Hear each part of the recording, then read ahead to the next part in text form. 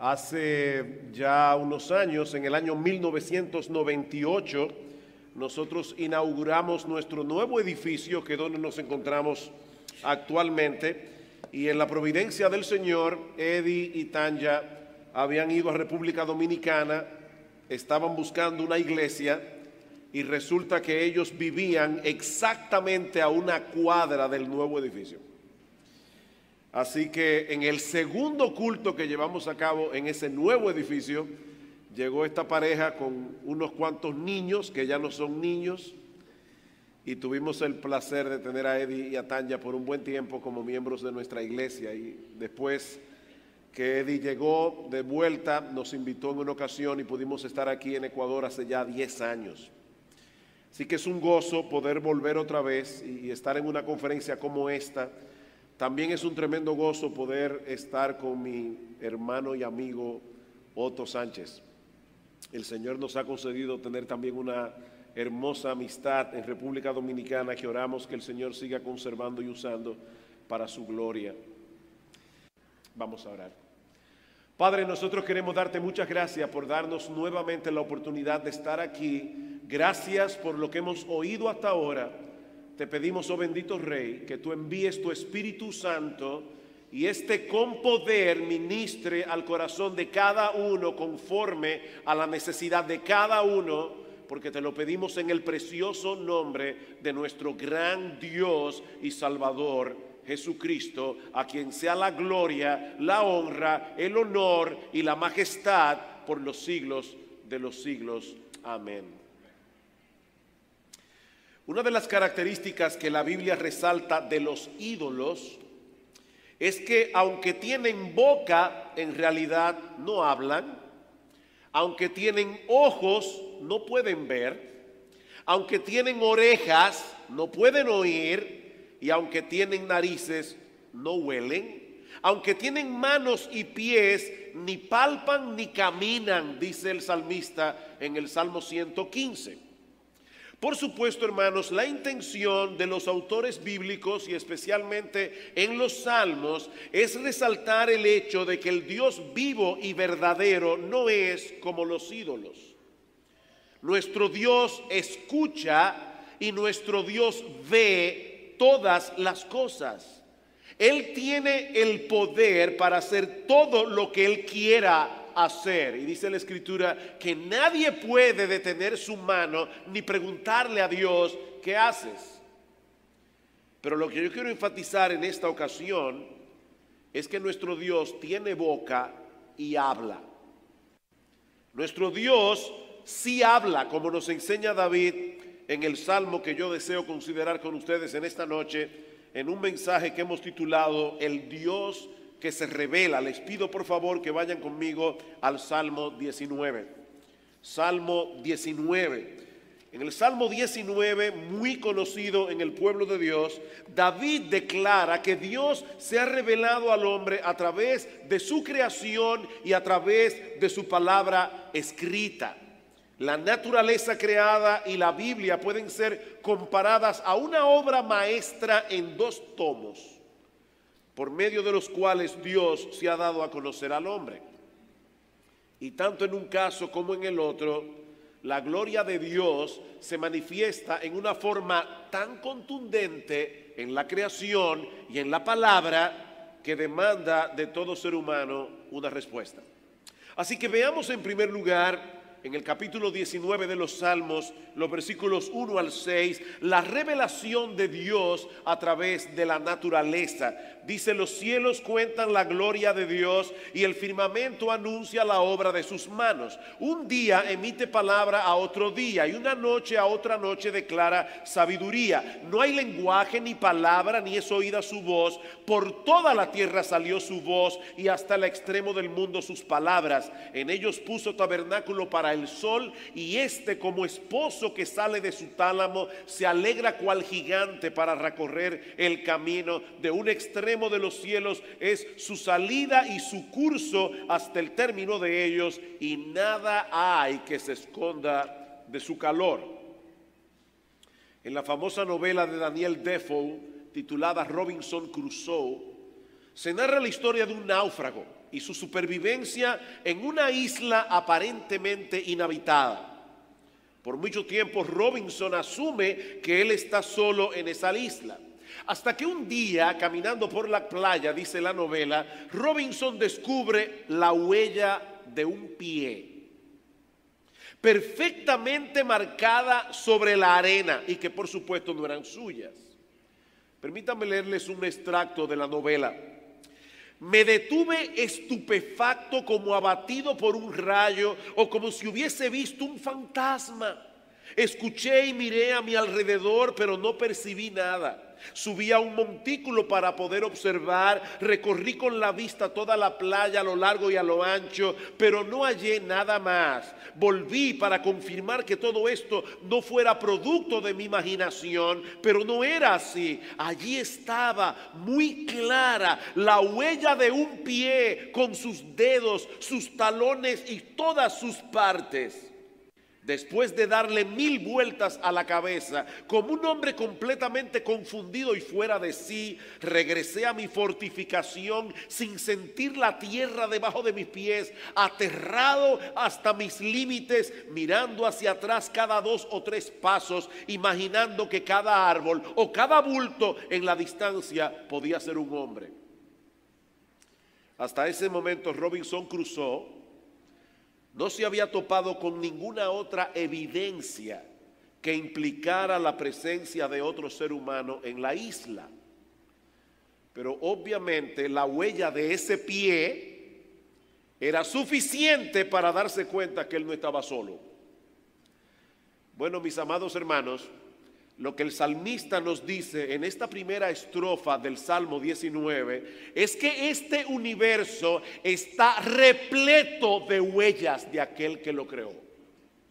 Lo que él está diciendo aquí es que en todo el universo hay suficientes evidencias para llegar a la conclusión de que todas las cosas fueron hechas por un Dios sabio y todopoderoso.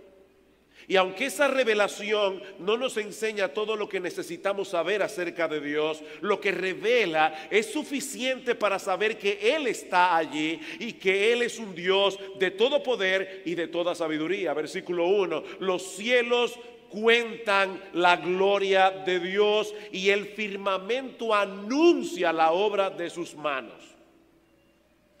No hay que ser un experto en astronomía ni contar con potentes telescopios que por supuesto David no tenía para entender el mensaje que los cielos proclaman.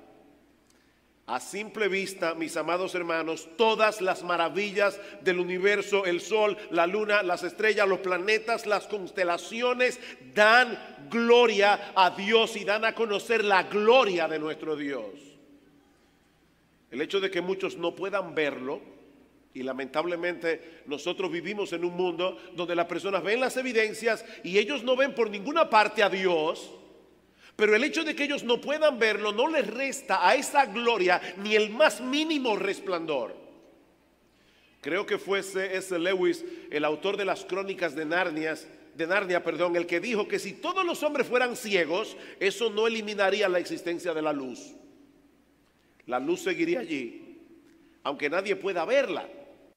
Bueno, de la misma manera, hermanos, el mensaje de los cielos es lo suficientemente claro y elocuente como para que todos los hombres puedan entenderlo, desde el más sabio hasta el más sencillo. Los cielos cuentan la gloria de Dios. Ese es el argumento del apóstol Pablo en Romanos capítulo 1, versículo 18. Pablo está diciendo allí, hermano, a los hermanos de Roma, yo quiero ir a Roma a predicar el evangelio. Pablo, ¿por qué tú quieres venir a Roma a predicar el evangelio? Porque en el evangelio se revela el poder de Dios para salvación, para todo aquel que cree, al judío primeramente y también al griego. Y Pablo, ¿por qué nosotros necesitamos el poder de Dios que se revela en el evangelio? ¿Saben cuál fue la respuesta de Pablo para comenzar a explicar el mensaje del evangelio que él desarrolla en los primeros 11 capítulos de la carta a los romanos? El argumento de Pablo no fue Dios te ama y tiene un plan maravilloso para ti. No, el argumento de Pablo es la ira de Dios. La ira de Dios. Ese es el punto de partida de Pablo para predicar el evangelio. La ira de Dios se revela desde el cielo contra toda impiedad e injusticia de los hombres que detienen con injusticia la verdad. Porque lo que de Dios se conoce les es manifiesto. Dios se lo manifestó. Su eterno poder, su deidad, se hacen claramente visibles por medio de las cosas hechas, de modo que no tienen excusa. Imagínense que un turista llega a Guayaquil y le están dando un tour por la ciudad y lo traen a este edificio. Y le dicen a este turista: mira, yo sé que este edificio parece un edificio común y corriente, pero déjame decirte que esto que tú estás viendo aquí es una maravilla de la creación. Aunque te parezca increíble, nadie construyó este edificio, sino que a través de millones y millones y millones de años, la lluvia, el viento, el agua comenzó a arrastrar los bloques de cemento y se formó este edificio. Con todo y luces y con el sistema de sonido funcionando. Miren, hay que ser muy, perdonen la palabra, ¿verdad?, pero hay que ser muy imbécil para creer eso. Sin embargo, el hombre en su sabiduría está dispuesto a creer que este universo, que es infinitamente más complejo que este edificio, se hizo solo. Por eso es que Pablo dice: la ira de Dios se revela desde el cielo. El hombre no tiene excusa. Los cielos cuentan su gloria. Y David nos dice aquí, no solo que esta revelación es clara y contundente, sino también incesante. Versículo 2. Un día emite palabra a otro día y una noche a otra noche declara sabiduría. Como si fuera en una carrera de relevos, el día le pasa el batón a la noche le pasa el batón al día, de manera que el mensaje que Dios quiere proclamar al mundo entero es predicado a través de la creación 24 horas al día, los 365 días del año, y en un tono lo suficientemente alto como para que todos escuchen. Me encanta un poemita infantil que leí hace un tiempo. Decía: Dios hizo los cielos con voces muy claras y te dio los ojos para que escucharas. Dios hizo los cielos con voces muy claras. Hermanos, Dios nos está diciendo algo en su creación acerca de sí mismo. Y lo está diciendo constantemente a todos los hombres en todo lugar, que es lo tercero que David nos presenta aquí. Versículo 3. No hay lenguaje ni palabras, ni es oída su voz, pero por toda la tierra salió su voz y hasta el extremo del mundo sus palabras. Yo no sé a cuántos de ustedes le han hecho esta pregunta, pero muchas veces cuando uno predica el evangelio, una de las cosas que los inconversos preguntan es: ¿y qué va a pasar con esa pobre gente en África que nunca han escuchado el evangelio? ¿Qué va a pasar con esos individuos inocentes del África que nunca han escuchado la palabra de Dios?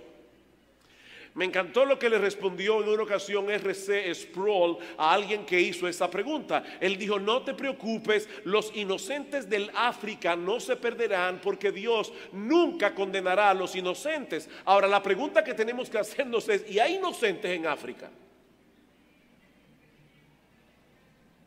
Pablo dice que no. Pablo dice que no. Aunque nunca hayan escuchado la palabra de Dios, aunque nunca hayan escuchado el nombre de Jesús, aunque nunca hayan escuchado el evangelio, no son inocentes, no tienen excusa. El salmista plantea aquí una paradoja en ese salmo. Los cielos no pronuncian palabra alguna, pero hablan. Su mensaje no se escucha, obviamente, como ustedes están escuchando mi voz, o como escucharon hace un momento la voz tan tenue y apacible de Otto. Sin embargo, dice aquí que hasta el extremo del mundo el firmamento hace oír la palabra de Dios. Queridos hermanos y amigos, yo no sé si hay alguna persona aquí que no conoce al Señor. La creación está allí para decirnos algo y no de sí misma. Es para decirnos algo del que la creó. Los cielos cuentan la gloria de Dios, no su propia gloria. En una forma maravillosa despliegan aquellos atributos que hacen que Dios sea el ser más glorioso, más allá de lo que nuestras mentes pueden concebir, más allá de lo que estos pobres predicadores aquí podemos expresar. Basta contemplar la creación sin prejuicios, y nos sobrecoge un sentido de asombro por la magnificencia, el poder, la creatividad del que la hizo. Es como si Dios hubiese puesto allí un lienzo maravilloso para que tengamos 1001 recordatorios de su poder, de su sabiduría, y ¿saben hasta de qué, hermanos? Del gozo y la felicidad de Dios. El gozo y la felicidad de Dios. Noten una vez más la ilustración de David en el Salmo 5, en el versículo 5, perdón. Y hablando del sol, en ellos puso tabernáculo para el sol. Y como esposo que sale de su tálamo, el esposo que se levanta por la mañana de su cama, se alegra cual gigante para correr el camino. De un extremo de los cielos es su salida y su curso hasta el término de ellos, y nada hay que se esconda de su calor. David compara el sol aquí con un hombre vigoroso que se levanta descansado por la mañana, ansioso de correr su carrera. Es una figura muy hermosa que nos habla de poder, de energía y de gozo. Así que, mis amados hermanos, nuestro Dios no es, como muchas personas se imaginan a Dios, un matagozo cósmico. O sea, algunas personas que están imaginándose a Dios diciendo, como que está gozando mucho. ¿Te gusta eso? Prohibido. ¿Y te gusta aquello? Prohibido. Porque Dios es un ser malhumorado y aburrido que está en los cielos haciendo que todo el mundo comparta su aburrimiento. Pero esa no es la imagen que la Biblia nos presenta acerca de Dios. Es por eso que David nos dice en otro salmo que en la presencia de Dios el hombre experimenta plenitud de gozo, delicias a su diestra para siempre. Queridos hermanos, yo creo que nosotros los cristianos, no solamente los impíos, nosotros los cristianos debemos poner más atención a lo que ese libro extraordinario de las cosas creadas nos enseñan acerca de nuestro Dios. Hace unos meses atrás, años atrás, yo estaba caminando por el jardín botánico de Santo Domingo, de la ciudad de Santo Domingo, y hay unos meses, sobre todo noviembre, diciembre, que hay unos atardeceres que son espectaculares. Y caminando por el jardín botánico, estaba allí la luna en el firmamento, suspendida en la nada. Y yo pensé ese día caminando, aquí tiene que haber mucha gente alrededor del botánico haciendo exactamente lo mismo que yo. Y seguramente hay varios tipos de personas contemplando esa luna. Por un lado, hay individuos que tienen vidas muy ocupadas y están pensando en cosas tan importantes que ellos no tienen tiempo para esa bobería de estar viendo la luna. Es probable que haya otra persona aquí enamorada que llamó a su esposa o a su novia por el celular y le dijo: mi amor, sal por la ventana y mire esa luna. Cuando yo la vi, pensé en ti. Pero tal vez pensé yo en ese momento, hay otros como yo que creemos que el que puso esa bola en el firmamento es mi Padre Celestial, que me ama y me cuida como la niña de sus ojos. Ese día la luna me dijo algo de mi Padre Celestial. Los cielos cuentan la gloria de Dios y el firmamento anuncia la obra de sus manos. Ahora bien, ese despliegue de la gloria de Dios que nosotros vemos en la creación no nos enseña todo lo que necesitamos conocer acerca de la persona, de la obra y de la voluntad de Dios. Y es por eso que Dios también se reveló en un libro. Dios se reveló en las Escrituras, que es el tema de esta conferencia. Un libro perfecto y sin error que David pasa a describir en los versículos 7 al 11. Hermano, yo le oro al Señor que a medida que nosotros vayamos a través de este salmo tan conocido de las Escrituras y brevemente, yo espero que todos salgamos de aquí esta noche apreciando más la palabra de Dios. ¿Qué dice David de la palabra de Dios escrita? Hay 6 declaraciones aquí en los versículos 7 al 11. Y la primera es en el versículo 7 que la ley de Jehová es perfecta. La ley de Jehová es perfecta. Y por el contexto nosotros debemos entender la palabra ley allí como una referencia a toda la revelación escrita de Dios. Esta revelación escrita, dice David, es completa, es exhaustiva, es suficiente. La idea de la palabra hebrea que se usa allí es que cubre todos los aspectos de un asunto. En la palabra de Dios no hay redundancia, en la palabra de Dios no hay omisión. Ella abarca todos los aspectos que necesitamos como creyentes para conocer a Dios y vivir para su gloria. Creo que fue Otto, no me acuerdo si fue Eddie, que dijo en una de las prédicas pasadas que la Biblia no es suficiente para todo. La Biblia no es suficiente para enseñar matemáticas, la Biblia no es suficiente para curar a un enfermo, la Biblia no se escribió para eso, pero para lo que la Biblia se escribió, ella es suficiente. Ella es suficiente, no necesita nada más. ¿Y cuál es el efecto que produce esa palabra escrita en nosotros? Dice David que convierte el alma, literalmente que nos reanima, que nos restaura, que nos transforma. La palabra de Dios puede restaurar al hombre pecador para que éste se vuelva de sus pecados a Dios, no simplemente para adecentarlo en su apariencia externa, sino para transformar su alma, su ser interior, su verdadero yo. Es la idea de la palabra nefesh que aparece en el Salmo y que se traduce en español como alma. Alguien ha parafraseado el texto de este modo: la escritura es tan poderosa y tan abarcadora que puede convertir o transformar a la persona completa, cambiar a alguien para que llegue a ser la persona que Dios quiere que sea. Eso hace la palabra de Dios. Los que me han oído predicar en nuestra iglesia saben que yo no suelo hablar mucho de cosas personales en el púlpito, pero déjenme decirles brevemente algo de mi conversión. Yo vengo de un hogar no cristiano. Mi mamá era una devota católica, mi papá era un agnóstico que no creía absolutamente en nada. De manera que cuando nosotros, mis hermanos y yo, llegamos a la adolescencia, nos fuimos obviamente del lado de mi papá. Cuando yo tenía casi 18 años, mi mejor amigo se convirtió al Señor. Y debo decir que extrañamente, hasta ese momento de mi vida, yo nunca antes había tenido contacto con ningún cristiano en toda mi vida. Nunca había leído la Biblia, no sabía lo que la Biblia enseñaba. Era un total ignorante de todo lo que era religión, aparte de que rechazaba como la cosa más estúpida del mundo cualquier tipo de religión. Eso fue lo que aprendí de mi papá. Mi amigo se aparece un sábado en la noche y me invita a la iglesia.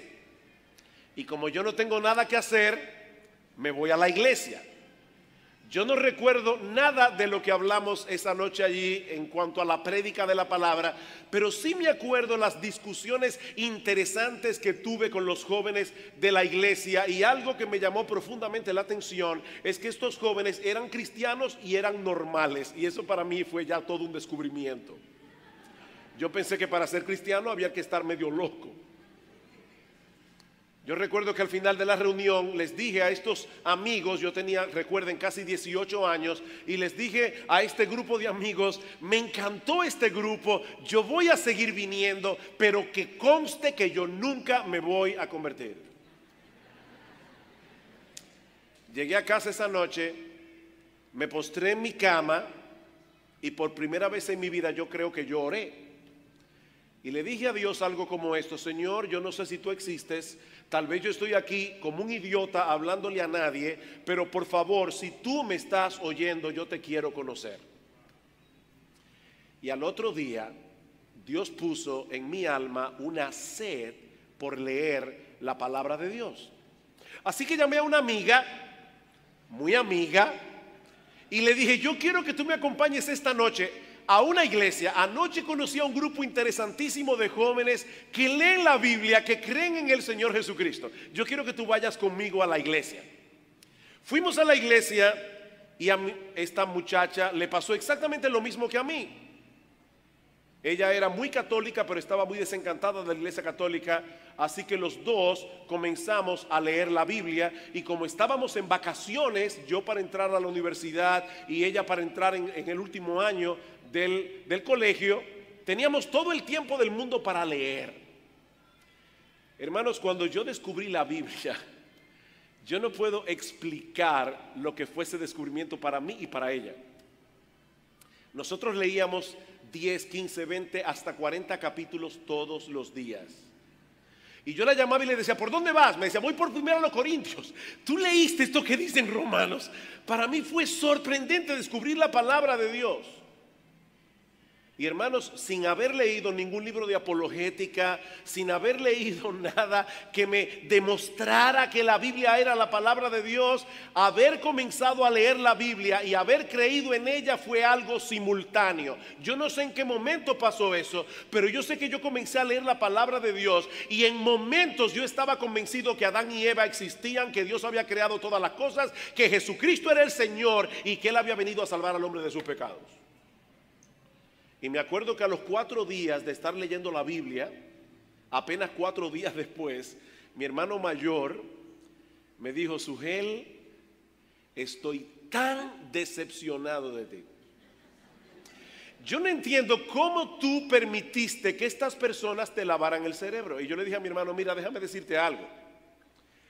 Yo estoy tan convencido de que la Biblia es la palabra de Dios y de que Jesucristo es el Dios encarnado, que si ahora mismo tú me dices que me vas a pegar un tiro en la cabeza para que yo niegue eso, yo te voy a decir: mátame, que yo sé para dónde voy. Y mi hermano me dijo: mira, yo no voy a ir a esa iglesia, pero dile a ellos que si quieren que vengan a casa a hablar conmigo. Yo lo llamé inmediatamente, y ustedes ya se pueden imaginar un grupo de evangélicos que tú le dices: mi hermano quiere oír. Fueron a la casa todos esa noche. Y hermanos, a mi hermano mayor le pasó exactamente lo mismo que a mí. Escuchó, comenzó a leer la Biblia e inmediatamente dijo: eso es la verdad. Y se convirtió al Señor. Y mi otro hermano, que estaba fuera de vacaciones cuando llegó, imagínense una persona que se va de vacaciones y deja a 2 hermanos normales, y de repente mi mamá le dice: a que tú no sabes lo que ha pasado aquí, tus 2 hermanos son evangélicos. Mi hermano llegó de viaje, se sentó conmigo y me dijo: ¿tú puedes explicarme qué fue lo que pasó con ustedes? Yo le dije a mi hermano que empezamos a leer la Biblia. Y yo estoy seguro en este momento de que la Biblia es la palabra de Dios, de que Jesucristo es el Dios encarnado. Pero ¿sabes qué? Acompáñame esta noche a un estudio bíblico. Él fue conmigo esa noche, un martes en la noche, miércoles, jueves y viernes se trancó a leer la Biblia. Y ya el viernes mi hermano estaba convencido de que la Biblia era la palabra de Dios. Y ya ustedes se pueden imaginar, mi papá estaba así y mi mamá estaba peor. Pero el día que nos bautizamos, mis hermanos y yo, mi mamá hizo profesión de fe y se paró públicamente en la iglesia y públicamente dijo: yo estaba completamente ciega, prendiéndole velones a vírgenes y a santos, y ahora es que yo me doy cuenta que Jesucristo es la luz del mundo. Y meses después mi papá se convirtió. ¿Saben qué, hermanos? Solo la palabra de Dios puede hacer eso. Solo la palabra de Dios. La palabra de Dios es viva. La palabra de Dios es eficaz. Pastores que están aquí, nosotros no tenemos que hacer más nada que predicar la palabra de Dios para que las almas se conviertan. La ley de Jehová es perfecta y la ley de Jehová convierte el alma. En segundo lugar, David dice en la segunda mitad del versículo 7 que la palabra de Dios es un testimonio fiel. El testimonio de Jehová es fiel, digno de confianza, algo en lo que podemos descansar con toda seguridad. La palabra de Dios es un testigo fidedigno de la verdad, es un testigo confiable de quién es Dios, de lo que Él ha hecho, hace y hará por nosotros, de su voluntad para nuestras vidas. Nosotros podemos construir un edificio seguro sobre ese testimonio. ¿Saben por qué? Porque es un testimonio estable, porque es un testimonio inamovible. Y esto es algo que no podemos decir de ninguna opinión humana. Es increíble cómo los científicos descubren algo hoy y mañana descubren otra cosa que contradice lo que descubrieron ayer. La palabra de Dios no cambia. La palabra de Dios es inmutable. ¿Y saben cuál es el efecto que ese testimonio seguro produce en nosotros? Que hace sabio al sencillo.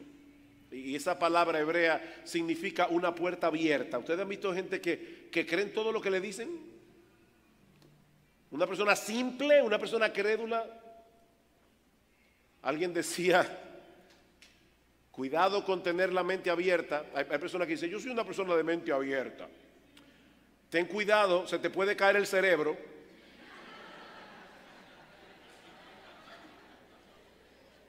Alguien decía muy sabiamente, el problema de los incrédulos no es que no creen, es que creen cualquier cosa.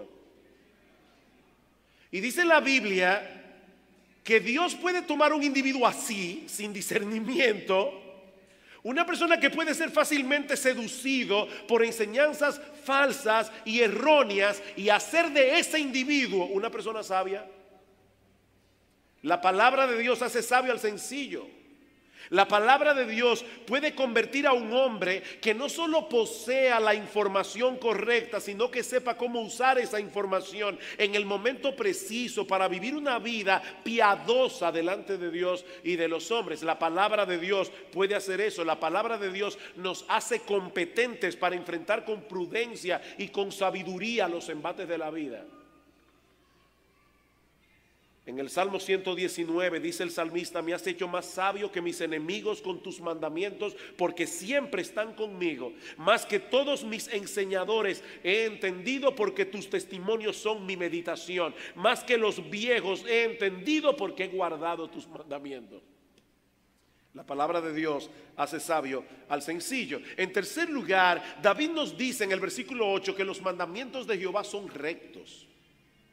Los mandamientos de Jehová son rectos porque fueron establecidos por una autoridad legítima, la autoridad de Dios. Y porque todo lo que Dios demanda de nosotros es conforme a la justicia, es conforme a la rectitud. La palabra de Dios es el mapa que nosotros debemos seguir para no salirnos de ruta. Ella nos traza el camino por donde debemos andar. Muchas personas se sienten perdidas por falta de dirección, por falta de propósito. Mi amigo, si ese es tu caso, he aquí el GPS de Dios. El GPS de Dios, las Sagradas Escrituras. ¿Y cuál será el resultado que cosecharemos por seguir ese GPS? Que nuestro corazón se alegrará, dice David. Los mandamientos de Jehová son rectos y alegran el corazón. Anoche estaba predicando la palabra aquí en Ecuador e hice este pequeño ejercicio que ya yo he hecho en otras partes. Le preguntaba a la congregación, dígame rápidamente algunas de las palabras que vienen a ustedes, a su memoria, cuando ustedes escuchan la palabra santidad. Y de inmediato la gente comienza a decir obediencia, pureza, piedad. Dijeron varias palabras esa noche, anoche. Y yo les decía, ¿se dieron cuenta? Ninguno de ustedes dijo la palabra alegría. Porque la gente no suele asociar la palabra alegría con la palabra santidad. Uno se imagina a un individuo santo como una persona que no se ríe nunca. Yo soy un hombre santo. Los mandamientos de Jehová son rectos y alegran el corazón. Alegran el corazón. El resultado de apegarnos a la palabra de Dios es nuestra propia felicidad y nuestro gozo. Es una vida plena y bienaventurada. Muchos asocian la rectitud con el aburrimiento, con una vida insípida, poco emocionante. Pero mis hermanos y jóvenes que están aquí, esa es otra de las mentiras del diablo para entretener a los hombres lejos de Dios hasta llevarlos a compartir con Él una vida de miseria sin fin en el infierno. ¿Han oído ustedes esa historia del individuo que se muere y un ángel lo lleva a decidir finalmente a dónde él se quiere ir? Y dice que pasan por un sitio y dice, por fin, ¿a dónde tú quieres ir? ¿Al cielo o al infierno? Y él mira así, ve una plataforma que hay allá a lo lejos donde la gente está gozando, bailando, bebiendo, riéndose. ¿Y qué es lo que hay allí? Dice, el infierno. Ah, pues yo quiero irme al infierno. Dice que el ángel lo toma, lo lleva, cada vez él se está acercando a la plataforma y ve que la gente está gozando de verdad. Y de repente pasa a la plataforma y se mete en un túnel oscuro y dice, ven acá, ¿y para dónde vamos? O para el infierno. ¿Y aquello no era el infierno? No, ese era el departamento de publicidad. Ese es el departamento de publicidad. No, mi amigo. La vida plena y dichosa no se encuentra en el pecado. Los mandamientos del Señor son rectos y precisamente por eso alegran el corazón. Alguien lo ilustra de esta manera. Dice, imagínate que estás en un país devastado por la guerra y que debes cruzar por un campo minado. Si un soldado local supiera exactamente dónde está enterrada cada mina y te ofreciera guiarte por el campo, ¿acaso protestarías diciendo, no, yo no quiero que tú me digas lo que yo tengo que hacer? Yo quiero libertad para decidir por mí mismo. Dice este autor, no, yo no sé lo que harías tú, pero yo me mantendría lo más cerca posible de ese soldado. Estoy seguro de que no me desviaría del camino. Las instrucciones de esa persona no me impondrían límites, sino que salvarían mi vida. Y mis hermanos, la palabra de Dios es ese soldado que nos lleva por un mundo caído, lleno de minas explosivas, y nos lleva por el camino recto por donde debemos andar. Es una locura desviarse del camino trazado por la palabra de Dios. Es una insensatez. Los mandamientos de Jehová son rectos y alegran el corazón.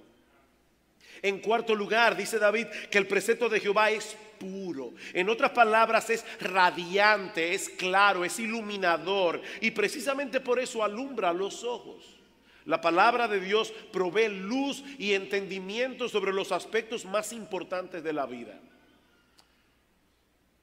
Es verdad, como decía Eddie, hay cosas en la Biblia que son difíciles de interpretar. De hecho, el apóstol Pedro dice en su segunda carta que Pablo escribió cosas que eran difíciles de interpretar. Así que si hay cosas que Pablo escribió que tú no entiendes, alégrate. Estás en buena compañía. Parece que Pedro no entendía tampoco algunas cosas. Pero tomándolas como un todo, no podemos decir que la Biblia sea un libro confuso. Como bien dice alguien, las doctrinas de las Escrituras nos muestran lo que debemos creer, sus preceptos lo que debemos hacer, sus amenazas lo que debemos evitar, sus promesas lo que debemos esperar, y hasta donde estas cosas son necesarias para nuestra salvación, estas son maravillosamente claras. Por eso decía Mark Twain, que era incrédulo y bien cínico. Él decía, a mí no me molesta de la Biblia lo que yo no entiendo, lo que me molesta es lo que entiendo. La Biblia es bien clara en lo que tiene que ser clara. En quinto lugar, dice David, que el temor de Jehová es limpio, que permanece para siempre. La palabra temor que se usa aquí como sinónimo de las Escrituras nos habla de ese sentido de reverencia que debemos tener por la grandeza de Dios. Un temor que no nos mueve a huir de Él, sino más bien adorarle y reverenciarle. Solo a través de las Escrituras podemos adorar a Dios en una forma apropiada. Porque solo a través de ella es que podemos conocer apropiadamente al Dios que adoramos. Yo sé que hoy día hay una guerra con el tema de la adoración en las iglesias. ¿Y cuál es el estilo de música que debemos cantar? ¿Y cuáles son los instrumentos que podemos usar? No, yo no voy a caer en esa trampa de meterme en ese tema. Lo que yo quiero poner en vuestras mentes es que probablemente hay algo más importante que discutir acerca del tema de la adoración, y es la letra de las cosas que cantamos. Porque, hermanos, hay muchas cosas que se están cantando en las iglesias hoy que son insulsas. Pablo dice en Colosenses capítulo 3 versículo 16: la palabra de Cristo more en abundancia en vosotros, enseñándoos y exhortándoos en toda sabiduría, cantando con gracia en vuestros corazones al Señor. Pablo entendía que los himnos que se cantan en la iglesia deben ser un canal a través del cual la palabra de Cristo more en abundancia en nuestro corazón. Así que no cantamos himnos porque son divertidos. Cantamos himnos porque son didácticos, cantamos himnos porque enseñan teología, cantamos himnos porque nos dicen lo que Dios hizo por nosotros para salvarnos, cantamos himnos que revelan el evangelio, cantamos himnos que exaltan a Jesús, cantamos himnos que se centran en la cruz de Cristo. Esos son los himnos que yo quiero cantar en la iglesia. Después hablamos de la música. Esta palabra es limpia, dice David, es decir, carece de impureza, carece de corrupción, carece de imperfección. No hay defecto alguno en la palabra de Dios. Por eso dice otro salmo que las palabras de Jehová son palabras limpias como plata refinada en horno de tierra purificada 7 veces. Y precisamente porque no hay en ella imperfección, ¿qué dice David en el versículo 8? La palabra del Señor permanece para siempre. Obviamente, porque solo se puede cambiar o mejorar aquello que es imperfecto. Pero la escritura no puede ser mejorada. No hay una versión 2.0 de la Biblia, ni 3.0. No, la 1.0 ya es suficiente, porque la 1.0 es perfecta. La palabra de Dios es perfecta, y porque es perfecta permanece para siempre. El cielo y la tierra pasarán, dice el Señor, mis palabras nunca pasarán. Nunca pasarán. Sus verdades son relevantes para toda generación, para toda cultura, porque el Dios que la inspiró, que inspiró la Biblia, es eterno, es omnisciente y es inmutable. Finalmente dice David, en cuanto al texto que estamos viendo ahora, que los juicios de Jehová son verdad, todos justos. ¿De qué juicios es que está hablando David aquí? ¿Han escuchado ustedes cuando se usa la expresión fulano tiene buen juicio? Ahí no se está hablando del juicio condenatorio de Dios. Ahí no se está hablando del veredicto que Dios va a dar en el tribunal. Lo que David está hablando allí es de las opiniones de Dios. Lo que él está diciendo es, lo que Dios opina de las cosas es lo que eso es. Es lo que Dios opina. Lo que Dios opina del hombre es lo que el hombre es. Lo que Dios opina del pecado es lo que el pecado es. Lo que Dios opina de la salvación es lo que la salvación es. Lo que Dios opina del matrimonio homosexual es lo que el matrimonio homosexual es, una aberración delante de Dios. Lo que Dios opina del aborto es lo que el aborto es. Y mis hermanos, a mí no me importa cuántos expertos digan algo contrario a lo que dice la Biblia. Cada vez que los hombres contradicen la palabra de Dios, en nuestro corazón tenemos que decir como Pablo en Romanos capítulo 3 versículo 4: sea Dios veraz y todo hombre mentiroso. Los juicios de Jehová son verdad, todos justos. ¿De dónde venimos? ¿Qué hacemos aquí? ¿Qué nos espera después de la muerte? ¿Cómo podemos conocer a Dios? ¿Cómo podemos ser reconciliados y aceptados por Él? Todo queda en tinieblas cuando echamos a un lado lo que Dios dice en su palabra acerca de todas esas cosas.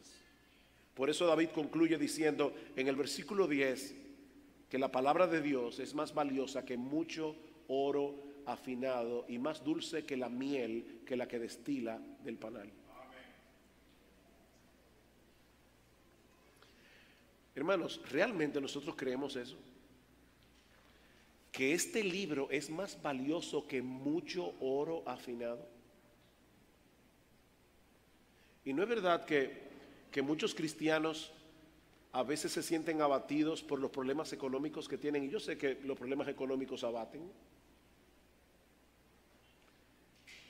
Mira, hermano, déjame decirte algo. Yo no sé cuál es tu condición económica, pero si tú eres cristiano y tú tienes este libro en las manos, tú tienes infinitamente más que lo que tiene Bill Gates o cualquier multimillonario de este mundo que no tenga a Jesús y que no tenga su palabra.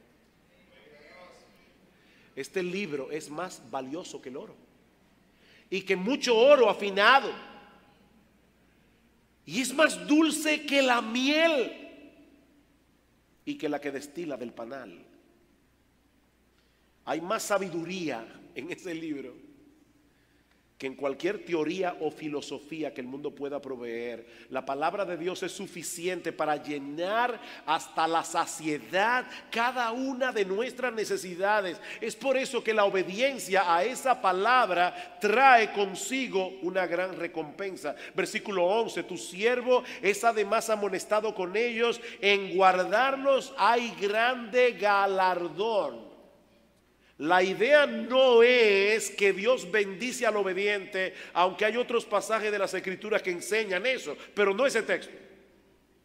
No, lo que David está diciendo allí es que la obediencia en sí es la recompensa, porque la vida en pecado solo trae desgracia y destrucción. Así que en guardarlo, ya en eso hay grande galardón. Al que peca y a la sociedad en general, el pecado es una desgracia. Yo a veces oigo a los jóvenes, sobre todo a las jóvenes, cuando se quieren meter con un muchacho que no le conviene, todo el mundo sabe que no le conviene y todo el mundo le advierte. Por eso alguien decía que se llaman novio, porque no vio. Todo el mundo ve, pero ella no vio. Y finalmente la muchacha le dice a la mamá, porque se le planta: es mi vida. Ajá, de verdad. Y después la muchacha sale embarazada, siendo una adolescente. ¿Y saben quiénes son los que tienen que encargarse ahora de la muchacha y del bebé? Los padres. Porque ahí sí no es tu vida. Ahí afecta a todo el mundo.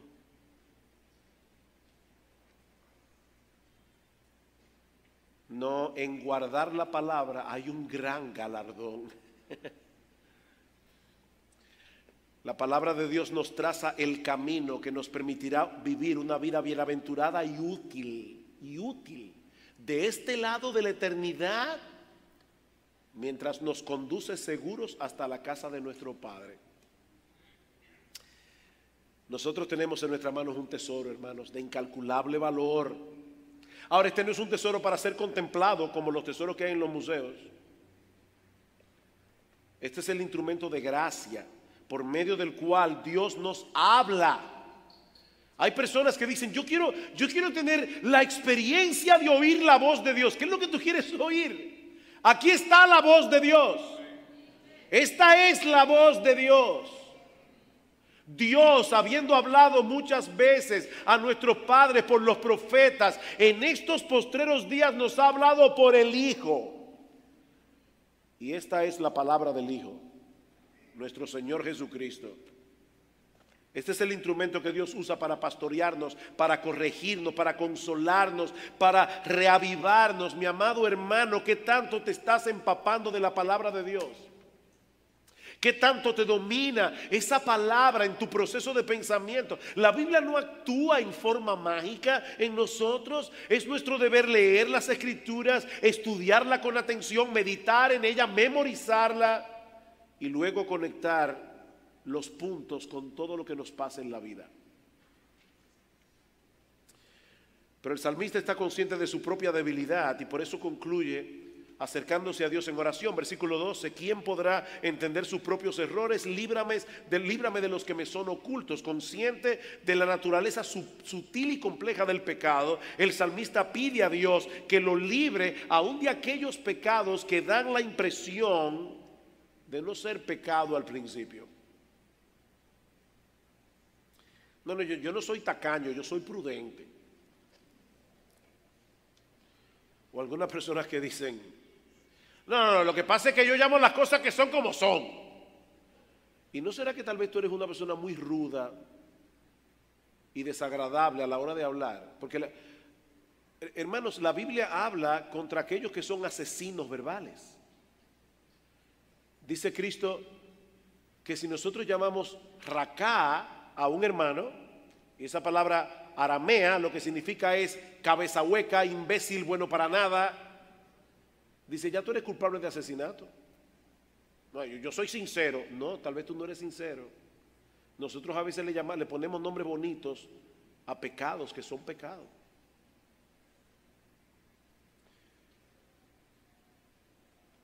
Pero también David pide aquí que lo libre el Señor de los pecados que le son conscientes. A veces nosotros sabemos que algo es pecado y como quiera lo hacemos. Dice en el versículo 13, preserva también a tu siervo de las soberbias, que no se enseñoreen de mí, entonces seré íntegro y estaré limpio de gran rebelión.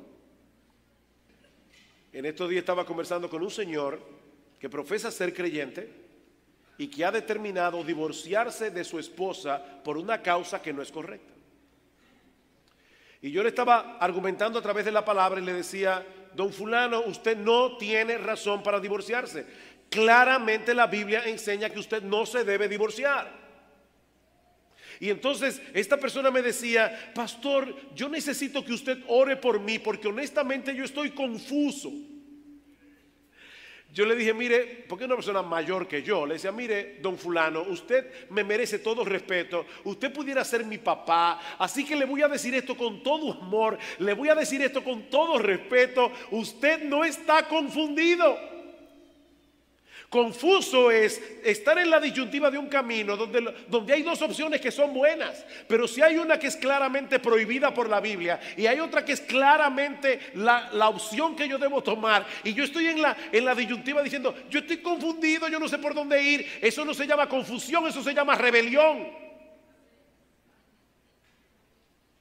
Es como la muchacha que dice, ay pastor, yo estoy confundida. Hay un joven en la universidad. Mire, es un tipo caballeroso, buena gente, decente. Solo tiene un pequeño detallito que no es cristiano, pero es una... Y yo estoy confundida, pastor. Créame, yo he tenido que hablar con varias muchachas de este tema y siempre les digo lo mismo. Mi hija, tú no estás confundida, tú estás en rebeldía. Y eso es lo que David te está pidiendo, Señor, líbrame de esos pecados de los que yo estoy consciente. La Biblia dice claramente, no te unas en yugo desigual con los incrédulos. Yo no tengo que buscar ninguna revelación de parte de Dios. Yo no tengo que oír una voz del cielo que me lo diga, ya Dios me lo dijo. Es como me decía un señor una vez que yo le estaba predicando y me decía, mira, yo no me quería convertir, pero tuve un sueño y entonces en ese sueño el Señor me reveló que yo tenía que convertirme. Después no me quería bautizar, pero entonces tuve otro sueño y el Señor me reveló que yo debía bautizarme y le dijo, pero usted sí es desobediente. Ya Dios se lo dijo en la Biblia que usted tenía que convertirse, tenía que bautizarse, y Dios tuvo que venir del cielo a decírselo otra vez. Que ya está aquí, en la palabra de Dios. Pero el salmista también apela a Dios como su protector. Versículo 14: sean gratos los dichos de mi boca y la meditación de mi corazón delante de mí, oh Jehová, roca mía y redentor mío. Él está diciendo: Señor, yo conozco mi corazón, yo necesito tu ayuda. Él sabe que es en la mente donde se conciben los deseos y pensamientos que terminarán dominando la voluntad para bien o para mal. Y por eso acude a Dios para que le conceda la gracia que él necesita para salir victorioso en esa batalla y tener los pensamientos correctos. Que sea mi meditación grata delante de ti. Los cielos cuentan la gloria de Dios y el firmamento anuncia la obra de sus manos, mientras la Biblia anuncia la gran salvación ofrecida por ese Dios que se revela en la creación. El Creador se ha hecho accesible, hermanos, revelándose a sí mismo en su palabra y en la persona de su Hijo, dando oportunidad a todos de que le conozcan y se reconcilien con Él. Mi amigo, si tú estás aquí sin Cristo, hay esperanza para el hombre porque Dios ha hablado. Dios ha hablado. Podemos conocer la verdad porque Dios ha hablado.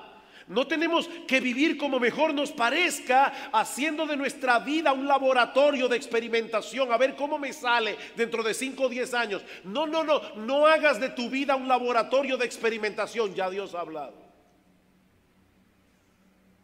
Y es nuestra responsabilidad responder a lo que Él ha dicho, comenzando con responder al llamado del Evangelio, viniendo a Jesucristo en arrepentimiento y fe. La Biblia no es primariamente un manual de moral y cívica. No, la Biblia es una historia de redención que le muestra al hombre al gran Salvador que Dios envió a morir por nuestros pecados, para que todo aquel que en Él cree no se pierda, mas tenga vida eterna. Ven a Cristo, mi amigo, ahora, si no lo has hecho todavía, confiando únicamente en Él para el perdón de tus pecados, y entonces podrás comenzar a caminar por la ruta que Él nos ha trazado en este libro, que es 1000 veces más deseable que el oro y más dulce que la miel. Que el Señor bendiga su palabra.